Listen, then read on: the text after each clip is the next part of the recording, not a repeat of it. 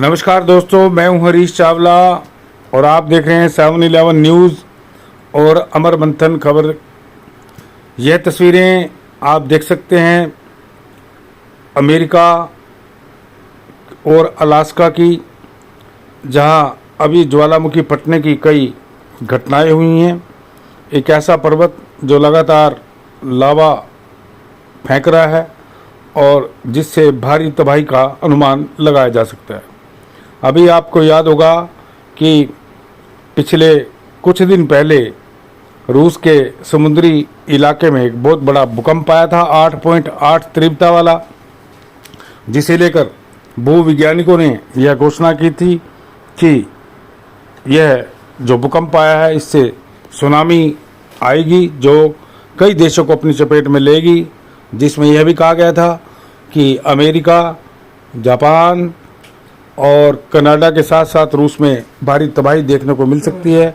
हालांकि 8.8 तीव्रता वाले भूकंप के बाद कई देशों में हड़कंप मच गया था और पुख्ता प्रबंध लोगों ने कर लिए थे और कई समुद्री तटीय इलाके खाली करा लिए गए थे।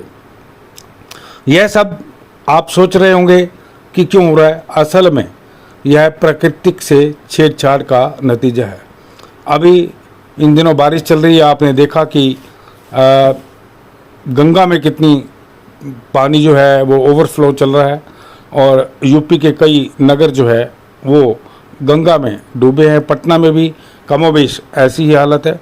और हिमाचल और उत्तराखंड में क्या हो रहा है, लगातार लैंडस्लाइड, भूस्खलन की घटनाएं हो रही हैं, कितने बेजुबान लोग जो है मारे जा रहे हैं। यह सब प्रकृति का नतीजा है और इसी प्राकृतिक के संरक्षण को लेकर, उसकी सहजता को लेकर, पर्यावरण को लेकर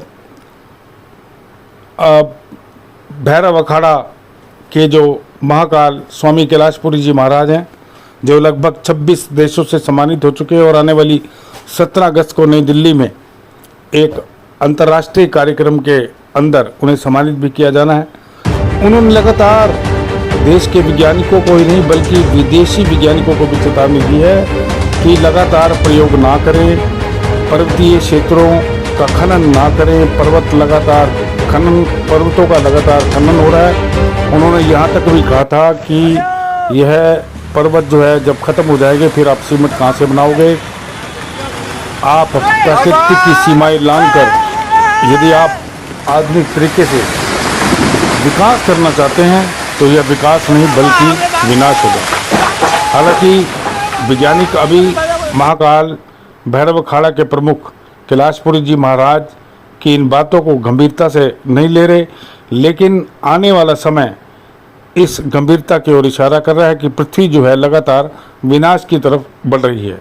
यह घटनाएं आकस्मिक नहीं हो रही बल्कि यह इसलिए हो रही हो क्योंकि प्राकृतिक नाराज है। सावन का महीना है और भगवान भोले शंकर जो है प्रकृति के संरक्षक माने जाते हैं और पृथ्वी पर रहने वाला प्रत्येक जीव इस समय प्रकृति से खिलवाड़ कर रहा है, जिसके भयावह नतीजे भुगतने को मिलेंगे।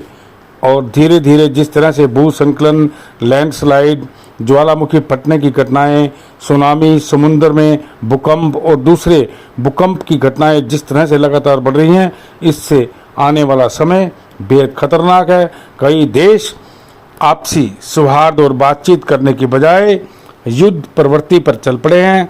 कई देशों को अपने हथियार बेचने हैं तो किन्हीं को धन कमाना है, लेकिन असली मानवता को कोई देखने और सहेजने का काम कोई नहीं कर रहा। इसलिए हम धीरे धीरे विनाश की तरफ बढ़ रहे हैं।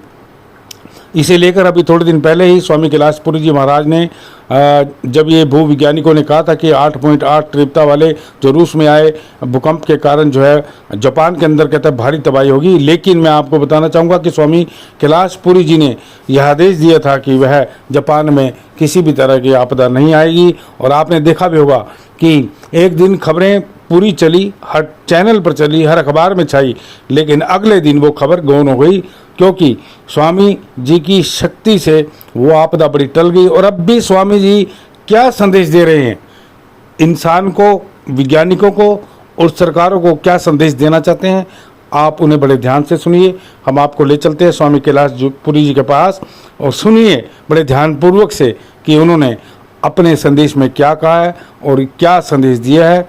और यह बात, उनकी यह बात हर सरकार को, हर देश को, विदेशी वैज्ञानिकों को बड़ी गंभीरता से लेनी चाहिए। अपने सहयोगी संजीव चौहान के साथ हरीश चावला, 7/11 न्यूज़, अमरबंथन खबर। देखिए स्वामी जी का यह सीधा प्रसारण। अभी भूकंप आया,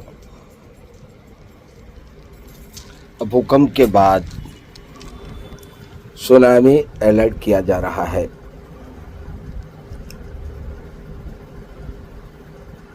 सबसे बड़ा दोष वैज्ञानिकों का है और वैज्ञानिक गोला बारूद जो भी हमारे प्रकृति के हानिकारक है उसी पर उनका प्रयास जारी है।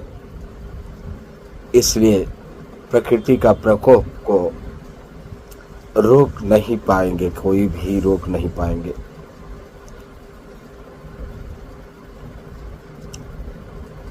जापान में भूकंप आया था 1 जनवरी 2024। तो मैंने प्रकृति से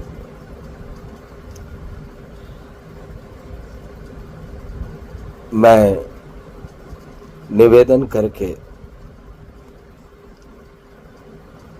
और सुनामी को बार बार आने का अलर्ट था, तो मैंने प्रकृति को स्नेह द्वारा कहा और सुनामी को नहीं आने दिया। हम जापान के लिए पुनः एक बार उनको पुरानी बातों से न गुजरने का आदेश देता हूँ और प्रकृति को नम्र निवेदन से कहता हूँ जापान को त्रासित न करे। इसमें अमेरिका त्रासित होगा, कई देश त्रासित होंगे। जापान को हल्का फुल्का भार झेलना पड़ेगा, परंतु मैं जहां तक हो सकता है प्रकृति को यही कहूँगा, जापान को 1 जनवरी 2024 को ही मैंने आदेश दिया था।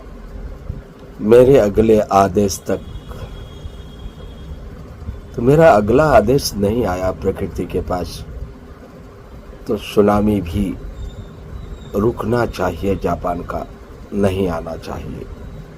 यही मेरा आदेश है। और चीन, अमेरिका, जितने भी न्यूट्रल हथियार हैं, ये भूकंप द्वारा, जलजला द्वारा, सुनामी द्वारा और ज्वालामुखी द्वारा सभी प्रभावित होने जा रहे हैं और होंगे भी, बहुत बड़े पैमाने पर होंगे।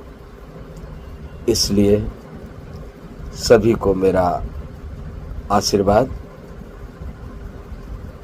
जय सिया राम, जय जय सिया राम, जय जय सिया राम, जय जय सिया राम।